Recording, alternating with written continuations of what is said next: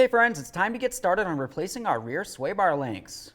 Just to let you know, it's a good idea to go ahead and replace them as a pair, and typically it's going to be the exact same process for either side. Now to start removing this, I'm going to go ahead and use a wrench right up along the sway bar link shaft. Stick our 16mm on there. Now we'll use a 15mm socket to remove the nut.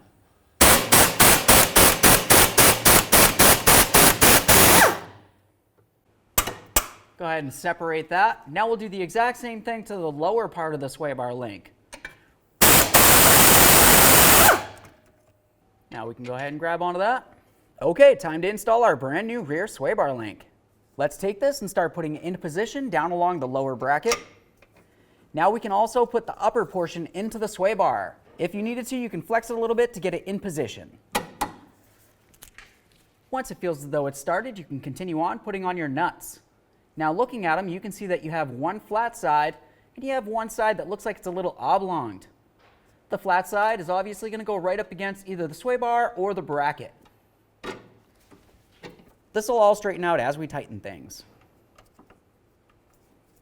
Now to tighten the sway bar link nuts, it's going to be easiest if you come right in the center right here with a 3/16 Allen head to hold the stud still. After that, you can use a 15mm ratchet wrench to tighten up the nut.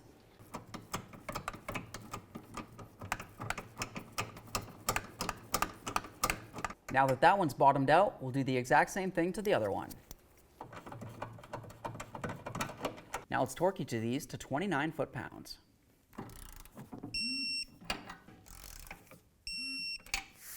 Now, like I said, the process will be the exact same thing for the other side of the vehicle.